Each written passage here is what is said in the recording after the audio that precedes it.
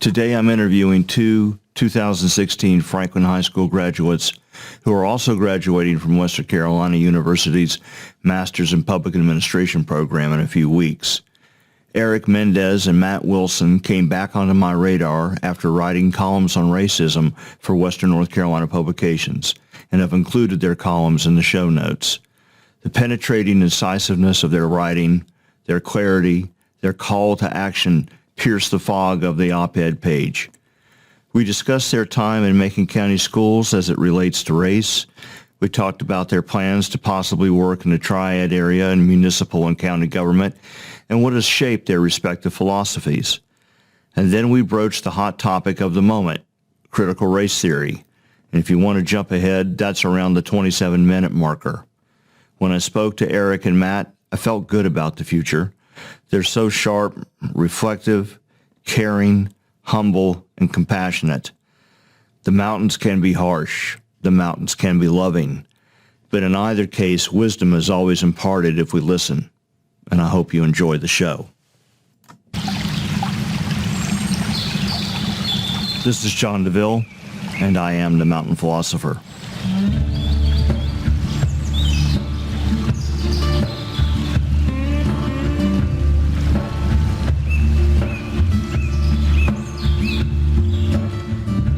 In today's episode, confronting racism in our daily lives, our schools, and through local government. A conversation with Erick Mendez and Matt Wilson.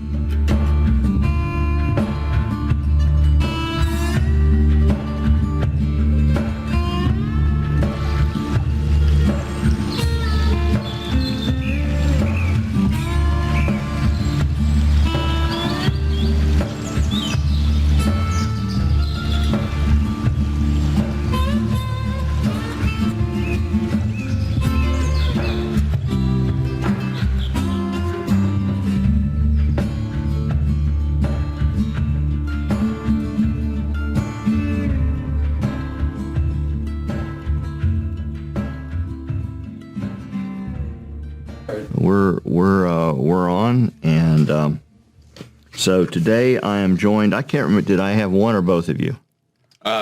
You certainly had me. Okay, yeah. And Erick. Okay, so I have two former students today. What years did y'all graduate, Matt? 2016. 2016. Okay, and Erick?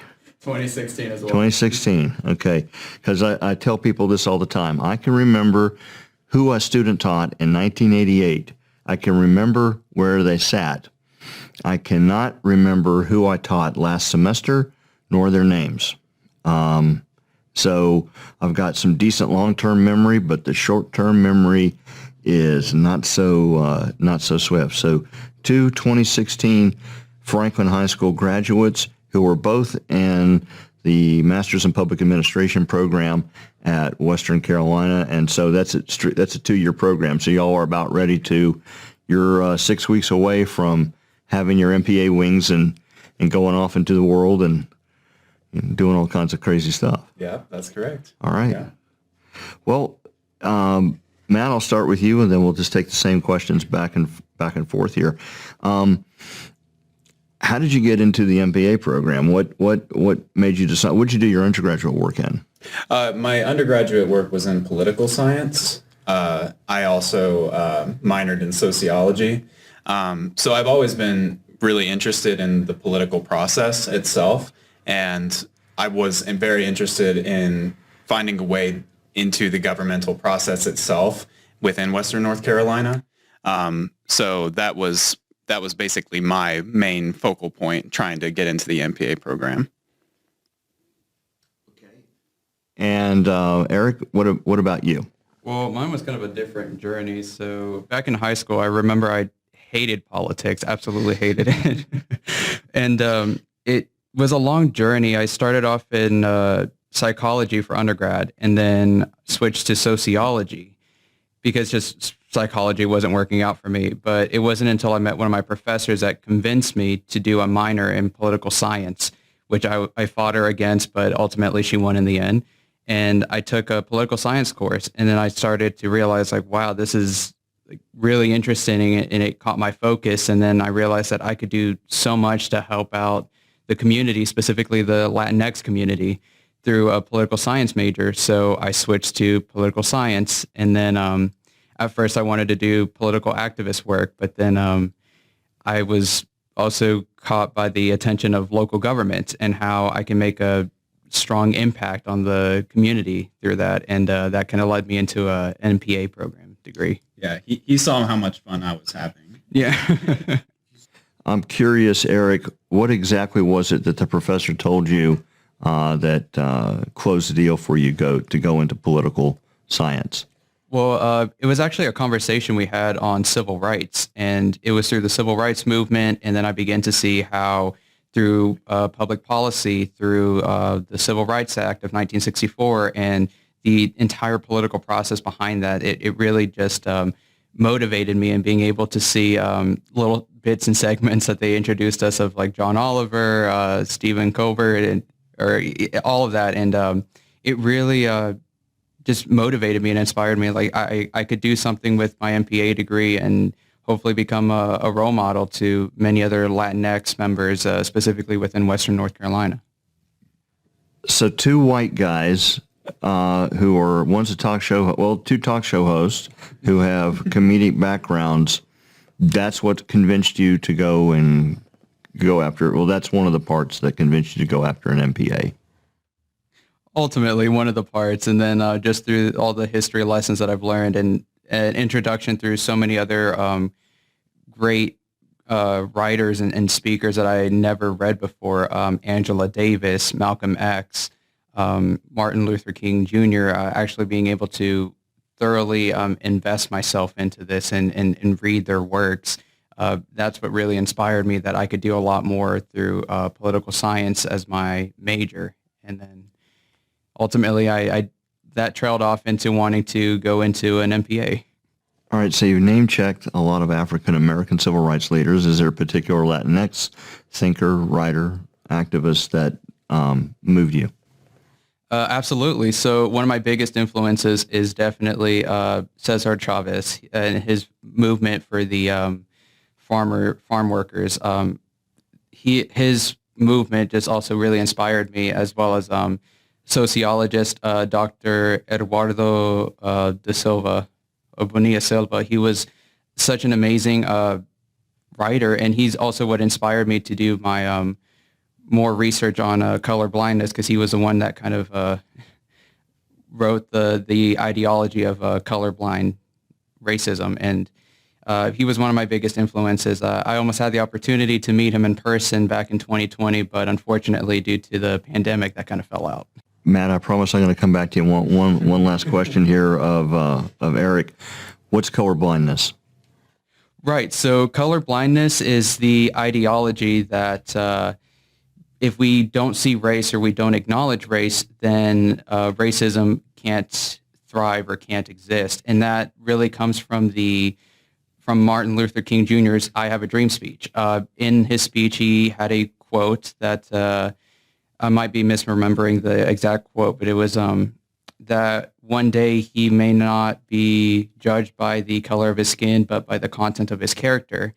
And that really resonated a lot with white individuals, because they wanted to, it presented an ideology of a very quick and easy solution to a very complicated problem, and that problem being racism and racial tensions during the civil rights era.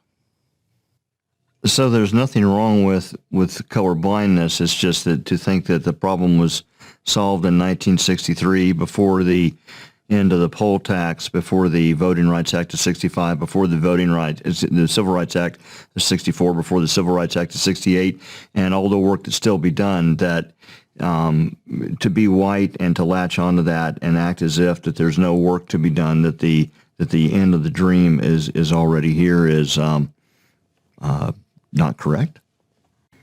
Yeah, so that pretty much sums up the idea as to why so many people approach the concept of color blindness, and why they always argue that I don't see color, or I don't see race. I teach my children not to see race. I don't care if you're black, white, purple, polka dotted, whatever. I judge people based on the content of their character. And while that does have its like it comes across as polite and it has its good intentions. It goes about it the wrong way and being blind and ignorant towards racial disparities and the racial tensions that currently are happening. Because what we have to understand is that we have to accept the fact that racism hasn't gone away. Rather, it's adapted to its times. So it's not going to be as in your face and as blatant as it was during the 1964 era, during the civil rights movement, I meant, and where black peaceful protesters were attacked by police dogs or hosed down violently. That no longer is going to, we can't really see that in today's time. It masks itself in being completely ignorant and sorry, I'm trying to form my words here. Would you say that the racism that exists in 2022 as compared to, say, the mid-1960s is more invisible, it's below the surface, it's systemic rather than overtly obvious? It's definitely more systemic. We're seeing it through policy. For example, one of the books that we read in our MPA courses was The Color of Law. And there it's talking about the idea of gentrification, of redlining, and how those laws are still, some of them are still in effect today, and how those laws that were maybe installed 50 years ago have tremendous impact on the communities of color and minorities today, and how we're still feeling those effects for generations to come. We're going to let Erick take a smoke break, and I'll turn to you and ask you the same general question, and you can riff on particular writers, thinkers, activists, who in the intellectual pantheon has been influential in your thinking and in what you might want to do in your first job or two as somebody who's carrying an MPA from Western Carolina? I don't believe I would categorize him as being a member of the intellectual pantheon, as you put it, but Erick often riffs against me for using him as an inspiration. But growing up in Georgia, in rural Georgia, I always took Jimmy Carter as an inspiration for me and his dedication to public service, not just in his time in the Georgia legislature or his presidency, but also his post-presidency and his dedication to truly serving the people and going back to his home of Plains and traveling across the globe, helping stop diseases and helping build houses for the underprivileged throughout society. He has truly been one of the greatest inspirations that I have had, at least in my childhood. And what I would like to do is to try and at least emulate that to some respect, whether that be through my time in local government, whether I take on politics in the future, or whether I just, go into teaching as you do, teaching at a community college possibly. You don't want to teach high school? I mean, I've been to 3 different high schools over the course of my public education, and I have to say it's not something that appeals to me, teaching high schoolers. All right, I'm going to push you one little more because I'm curious. What's the big community college is hunky-dory. You want to do that, but not the year before. What, in terms of why community colleges? Why community? I mean, because there's definitely a gravitational pull for community college, and there seems to be some sort of I don't think so when it comes to high schools. Right. Well, I sort of see it through my own lens. I grew up in a very privileged household, and community colleges weren't necessarily something that was looked upon as the next step after high school. But thankfully, after moving here, we downsized after the Great Recession, and we had to live within our means. And community college was just the most practicable step for me after my high school education. It saved me a lot of money. I think I became a better person and a better student because of that experience, and being able to provide to students who are in that position, who do go through that pathway, is something that I would like to help contribute to and help them benefit from. What do you think you got at your first 2 years of community college as opposed to going to a 4-year school for your first 2 years? Well, I think it provided me with a greater sense of community. I think it's a much more tight-knit group of students and faculty members that you are seeing day after day. I think it presented me with a better opportunity to really take some time to ascertain what exactly I was to do. I know I wanted to help benefit the community, leave my mark on the world, so to speak.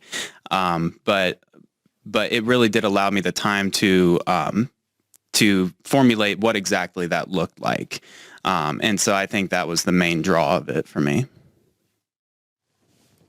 All right, Eric, what do you want to do with your MPA? What do you want to do? Well, short term, I really want to be able to kind of learn of the intricacies of another profound or newfound passion that I've recently discovered of budgeting. One of the main things that you learn in local government is how intricately embedded the budgeting process is with every single aspect of policy and service provisions provided to the general public. And so it's definitely a newfound passion that I want to pursue, and ultimately the long-term goal being to earn the position and the title of a city or town manager, and taking the time to also teach. Whether or not that's going to be at a high school or a community college, I haven't decided yet. I'm open to all possibilities. So when we say budgeting, we're talking a city budget, not a county budget, not a state budget. Correct. Do you? How closely do you follow the budgeting of the town of Franklin? For the town of Franklin, not as closely as I should. Recently, I did relocate, so I've been more focused on Asheville and Buncombe County's budget process, as well as Guilford County, another county that I'm currently applying to. So those are the budgets that I've been primarily focusing on. And when you examine those budgets, whether it's Asheville City, Buncombe County, Greensboro, Guilford County, what is it that you see them doing that, okay, yep, they've got their game together. They're doing the right thing. They're budgeting where the policy needs are. And if you had been hired, I mean, this is your interview question right here. How would you, what kind of a budget, different kind of budget would you be suggesting to the city council or to the county commissioners? Great question, because one of the things that really interested me was with Guilford County, their budgeting process, they actually have this practice of participatory budgeting, where every year they take $500,000 from the city's budget, and they're able then to use that in dividing it up into $100,000 per district for the city of Greensboro. And residents of the city can then decide on what they want that extra funding to go towards. So if they want, for example, a community garden project, if they want to invest in a new building, they would have a say in where they want that money to go towards. And that's something that I'm a strong advocate for, is being able to allow the citizens to have a larger say and being more engaged within the budgeting process for their communities. Matt, Eric's going to go off and be a budget guru. What are you going to do? What do you want to do? No, it's very much the same pathway. I think as you've probably noticed since our middle undergraduate years, we're very much in sync when it comes to our career aspirations. So I also am very much interested in going into the budgeting profession for local government. And, hopefully through, progressively gaining additional responsibilities and potential leadership opportunities, eventually becoming a county manager myself, as opposed to Eric, who seems to be more akin or desirous of having a municipal manager position. So that's currently where I think I want to take my MPA. If you have followed and I'll start with Matt, then we'll go to Eric. Same question for both of you. If you followed North Carolina's budgeting for the past at least decade, at least since January of 2011, but this also happened under Democratic-controlled General Assemblies as well. The rise of the so-called unfunded mandate there are actually two problems. There's the rise of the unfunded mandate, which is the state telling the 100 North Carolina counties you have to do this, but then the state not funding it. That's an unfunded mandate. And then there is kind of like a backdoor unfunded mandate. It was something that the state used to fund. It's been policy law for a long time, but the state is not quite kicking in the same amount of coin that they used to, and counties are under more and more pressure to raise property taxes. Counties really, from what I can tell and watching this stuff for like 27 years, counties can raise property taxes, they can levy a sales tax, and that's about it. Those are the only two tricks they've got up their sleeves to raise revenue. So have you paid attention to that particular process, to the lack of funds that are coming from the General Assembly and the pressures that are put on counties? Is there anything of particular note that you've noticed that you'd like to comment on? Not in particular with regard to the unfunded mandates set either by the state or by the federal government. I do know that within Western North Carolina, for example, I think like a lot of individuals within the community like to present this notion that local governments and the people who operate within them are essentially making bank off of the individual residents of the community. And that's not necessarily true at all. As you well know, a lot of these taxes are going to straight back into the community. They're going straight back into service delivery. So that's transportation, that's capital planning, that's administration, you name it. These are all funds that are going directly back into the community itself. But yes, it does add an additional strain to the local governments themselves when they have these additional regulations placed upon them by the state and federal government. Erick's been keeping up with Buncombe and Guilford. Do you have a couple of counties that you have vicariously adopted in terms of keeping up with what their budget situations are? Well, I had my previous internship experience with Jackson County, and I do not keep up with them probably as much as I should. It's a community that I have a lot of affinity for. I care a lot about it. It's where I was born. I don't have a lot of connection to it, but it really resonates with me.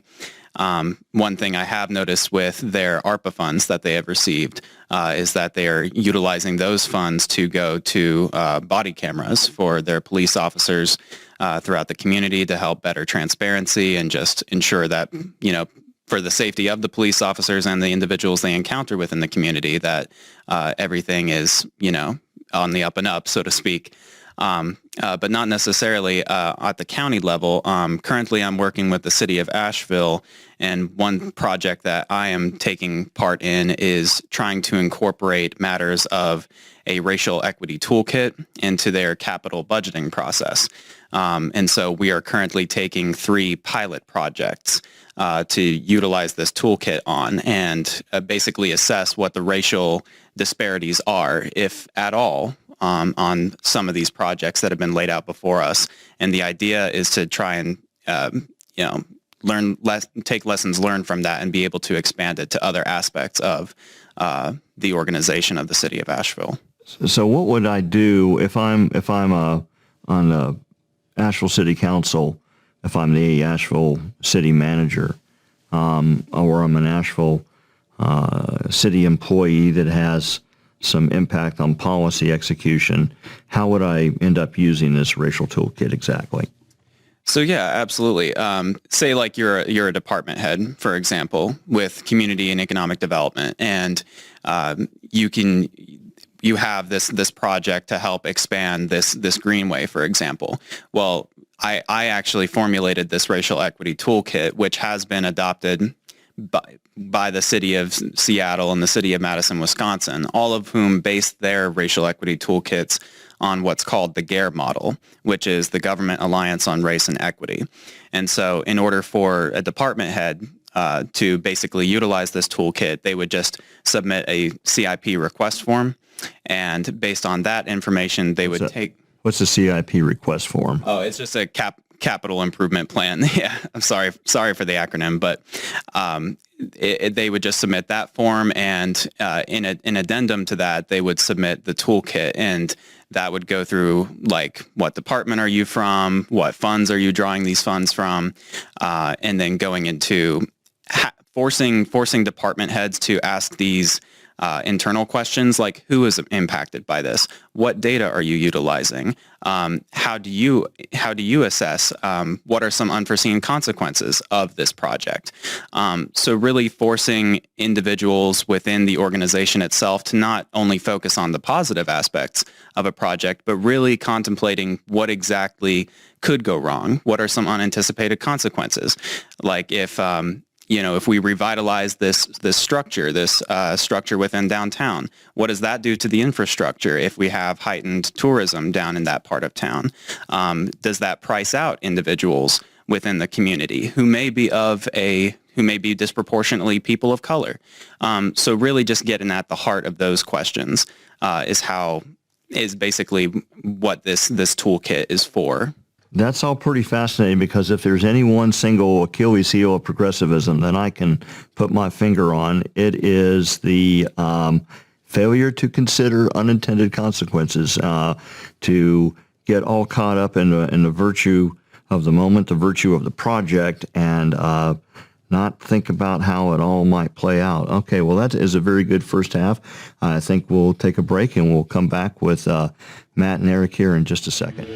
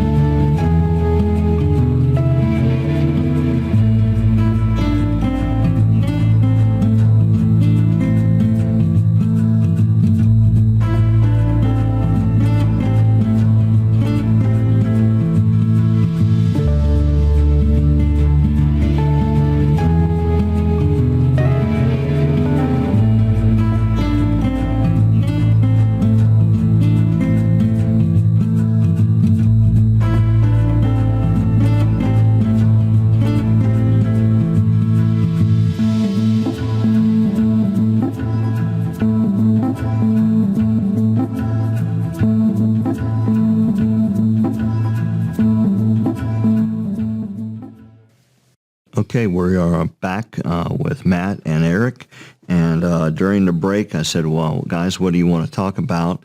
And Eric said, let's keep it boring, and let's definitely do critical race theory. I'm going to let Eric define it, because he's probably read a heck of a lot more about critical race theory than I have. But I would argue to all of the listeners, and I would suggest that they go look at the campaign of Glenn Youngkin in Virginia, the successful campaign there, that ginning up fear around critical race theory is quite apparently an effective political tool. Fear is always good. It might not be constructive, but it's indeed powerful. And we're seeing it in Virginia. We saw it in Virginia. We are seeing Republican candidates across the country, school board races, county commission races, races for the General Assembly, races for the House of Representatives, Senate races. Critical race theory is becoming a topic of discussion, a wedge issue that's utilized in these campaigns. So, Eric, I'll start with you. What the heck is critical race theory, and why are you interested in looking at critical race theory? Right. So critical race theory, by definition, is an academic concept that's been around for more than 40 years. So it emerged out of a framework of legal analysis during the late 1970s. So the core idea of this theory is that race is a social construct, and that racism is merely the product of individual biases and prejudice, but also something embedded within our legal system and policies. So in other words, critical race theory is an academic study at the undergraduate and graduate level that aims to examine the role of racism in the modern era in ways that it's become woven into our social fabric. Okay, I'm going to push you to unpack two words, woven into and embedded. What do you mean that racism is woven into the fabric of American culture? What does it mean that racism is embedded into the substrate of American culture? And what are the consequences for that wovenness and that embeddedness? Right. So what I mean by woven into our social culture is I mean that racism has pretty much transformed itself to become more systemic within itself. So an example of that would be ethnic sounding names. So I know that kind of sounds crazy right off the bat, but in a national study by the National Bureau of Economic Research, it was confirmed that people with more ethnic sounding names are less likely to get interviewed when applying for jobs. So applicants with white sounding names were about 33% more likely to receive callbacks for interviews. And this study actually was quoted saying that having a more quote-unquote white-sounding name was the equivalent of having 8 years of additional experience. So it's more than just assuming people shouldn't care about color or names. Companies, governments, and schools should take the biases out of hiring, and it starts to unpack a bigger situation here of how racism is embedded within our hiring process, its system, our policies, and even through processes like applying for houses and so forth. Okay, Matt, I'll go to you. Here's your chance. I have critical race theory on the tee, on home plate. Here is your big baseball bat. What about critical race theory? Do you have anything to add or maybe disagree with what Erick had to say? No, nothing directly to contradict anything that Erick said, but I wanted to emphasize both for yourself and your viewers that us discussing these topics, us broaching these topics about critical race theory and racism in and of themselves do not necessarily equate us to be standard bearers of liberalism, if you will. The reason why I wrote my guest column in the Franklin Press discussing critical race theory and, frankly, its absence within Macon County Schools and North Carolina public schools is simply to state a fact that these teachings are not being taught within our public schools. It's not a political statement to say that the sky is blue. And I do not consider discussions surrounding race to be a political discussion. It's a moral one. And it's something that we always must fight against, both within, our personal lives, within our businesses, and within local government, and just government generally. We must do our best to mitigate biases wherever we may find them, and it is not a political discussion or process in order to try and mitigate those. I'm going to bring you squarely back into the DeVille classroom and try to make you squirm uncomfortably. I don't know how you can talk about critical race theory and not say that it is just overtly political. You use the word moral, you use the word fight, you talk about mitigation. How are those activities inherently not political? Well, no, you are correct in saying that they get driven into political discussions, and that present society is very much, our present society's politics is as centered around race as they were back in the civil rights movement. There is no question about that. However, I personally believe that discussions around race and discussions surrounding mitigating racism should not be political. That is my personal opinion. But however, the powers that be, if you will, try to make it political and try to drive wedges within members, within community members, and drive us against each other in these discussions. And just to connect the last couple of dots there, why are they doing what they're doing?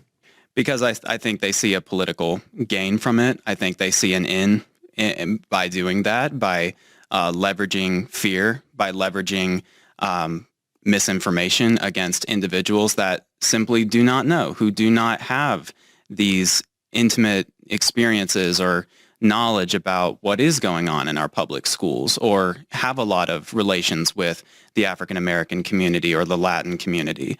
And so within that vacuum, a lot of these political actors, they intend to inject this misinformation into these people's lives and drive their decision making and their attitudes toward certain concepts and, frankly, certain other people.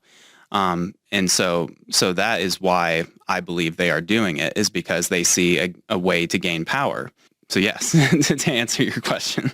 Eric, same question. Is it political?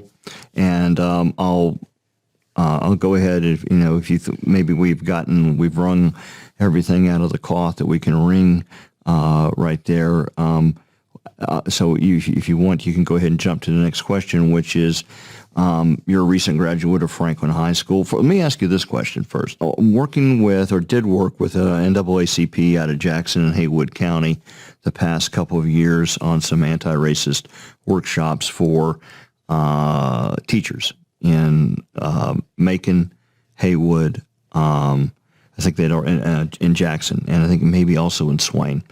And one of the things that I think the group undertook was to poll recent graduates of the area schools. As a graduate of Macon County Schools, both of you graduates of Macon County Schools, but I'll start with Eric here. Is there anything particular, Eric, as a person of color, but just in general, and Matt, you can riff on this too, is there any particular things that you saw coming out of students' mouth, administrators' mouths, teachers' mouths that you don't think should have been coming out of their mouth? Definitely. So one of the biggest things that I was talking to Matthew about in a previous conversation was the fact that a lot of times when we do talk about, for example, critical race theory, there are parents that just don't want to have the uncomfortable talk about race to their own children. However, being a person of color and growing up in a more rural white neighborhood, I experienced racism before I even understood the concept of racism. I was verbally called the N-word by a former classmate of mine in an elementary school. I had no idea what that was. I then had a very uncomfortable but meaningful conversation with my own father, who had to sit me down and then explain to me what racism was and that there were going to be people that would just not like me due to the color of my skin. I then raised the question of children of color and families of color have been having these uncomfortable discussions with their children for generations. How is it fair that children of color would have to experience racism before they even understand the concept, but we seem to give leeway or leniency towards our white counterparts because they don't know any better. They never understood the concept of racism. I'll piggyback on that right there. It's seemingly okay, although, of course, if it was a poll question, it wouldn't be answered this way. But it's seemingly okay for a child of color to be uncomfortable because of racist sentiments uttered by classmates or other people in the school environment. But we don't dare make white kids uncomfortable talking about how kids of color are uncomfortable. Absolutely. And it also further manifests itself in just microaggressions that you experience on a day-to-day basis. I remember working at a Starbucks once, and just the microaggressions you experience when you get an order wrong, and you're then put on blast, and you write an article in the Franklin Press, and rather than people taking into account what it is that you're saying, you're just going to be bombarded with emails regarding the authenticity of your citizenship, the legitimacy of whether or not you can even vote in the state. And it does get a bit frustrating, but it's a fight nonetheless. Let's go to your columns that you wrote. I found two that you wrote and one that Matt wrote. Can you give us a brief synopsis of the one that you wrote that generated the most vitriol in terms of response? Right. So that would have to have been my first article that I wrote. And my intention behind why I wrote the article was during the height of 2020 and the Black Lives Matter movement. I felt compelled to want to write an article discussing what racism is itself. And there I talked about how racism isn't as in your face or as blatant as it once was. It's changed. It's altered itself to be color blindness. And even bringing up examples of how there's been a spike in hate crimes against Asian Americans due to COVID-19.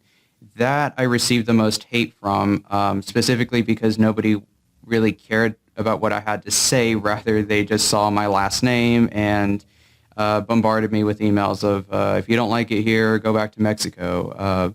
Where's your evidence that they're reacting to a Z at the end of your last name as opposed to some other part of the content?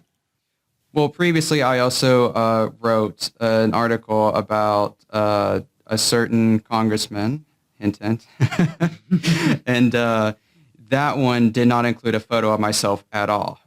There I was also bombarded with racist comments on the Smoky Mountain News. There was no photo attached to it, but just my last name. And I requested for the comment section to be taken down because I didn't want to see that. I didn't want my family to see that either.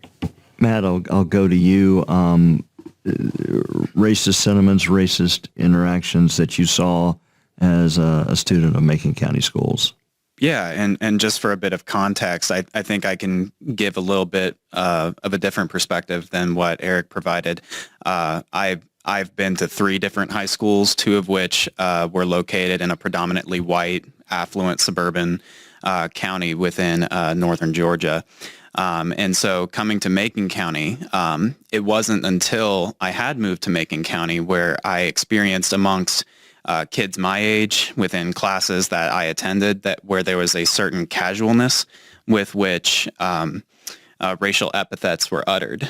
So like Beaner was used as an example, and I did hear the N-word used as well. And you always see almost like a double take that your fellow white counterparts sort of take to make sure like we're amongst whites within this conversation. It's like an exclusive club almost before these racial epithets are uttered. So in terms of those utterances, thankfully, I did not experience or hear of any utterances like that from any faculty member or teacher. But certainly, it was eye-opening and shocking for me to experience that coming from where I had been in coming to Macon County Schools. So one last question to close it out here, and again, staying within the school environment. What needs to be taught? What needs to be discussed at length, and how should it be discussed when it comes to issues of race or anything else that you think that we're missing in the social sciences? And Matt, I'll start with you. What do we, if you're going to write a study or you're going to write, if you're going to write a letter to Macon County Schools, what would you have to say is, hey, I had a great time and, all these things worked well, but this left something to be desired, and I think you ought to address these things in this particular way. No, certainly. High school is a very unique experience, and for me, getting the experience from 3 different high schools was particularly unique. But if I had to write a letter of sorts to Macon County Schools administrators, I guess the one thing, or perhaps several things, I would recommend to help them address future generations of Macon County citizens is to just be more open and transparent with basically getting at what I was discussing in the guest column, discussions surrounding race, racism, topics of sex, sexuality, difficult domestic situations within the home as they relate to domestic violence, matters of finance, like building a credit score, helping you look for a job, like what do you want to specialize in, and not necessarily just trying to help feed you into a 4-year institution. So really just discussions surrounding these very important topics and these very uncomfortable subjects that I think students need to be subjected to if they are going to be able to be self-sufficient, thriving adults out in the world. we often get into a discussion about a brain drain effect that manifests within rural communities, such as ours within Western North Carolina. And a lot of these kids aren't going to stick around here. And they are going to be confronted with a lot of situations, a lot of different circumstances that they are simply not going to be prepared for because they were sheltered so closely, both by their administrators in their school systems and by their parents in some instances, or legal guardians.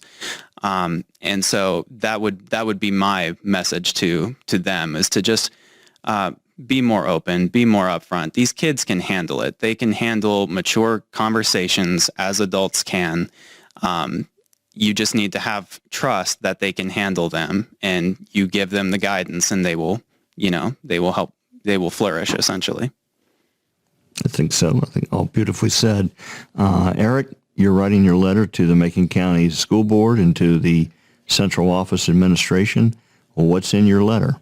I would have to kind of take more of an approach towards the parents in this situation, specifically circling back to the concept of critical race theory and this mass hysteria to try to have legislation passed to have this banned within public schools where it's not being taught.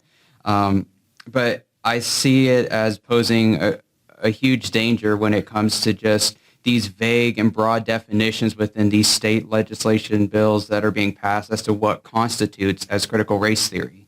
Because if you can't define what critical race theory actually is, then you can't really identify something that you don't know anything about. So then that line is kind of blurred as to what actually constitutes as critical race theory. And then in lessons of slavery, eugenics, parents could recognize that as critical race theory and then call on a complete ban of discussing those subjects within their own children's education. How will we learn about racism, the way it manifests itself, and the way it's embedded into our system and our public policies if we don't have those discussions because we are too afraid and we make these subject matters too taboo to talk about? Again, beautifully said. Thank you. I want to thank Erick and Matt both for joining me this evening to discuss these tough issues, to discuss their future plans, their education, their experiences in Macon County Schools. And it's really hard for me to believe that they have been out of school for 6 years and it's not that they hadn't grown here as high school students, but the maturity, the clarity, the coherence, the awareness, the largeness of the heart, the capacity to work towards systemic change, to getting at root causes. This was a great way to end a goofy day. So I want to thank both of you for stopping by and sharing your stories, your experiences, and your plans. Absolutely. It's been a pleasure to be here. Yeah, it was a pleasure. Thank you so much for having us.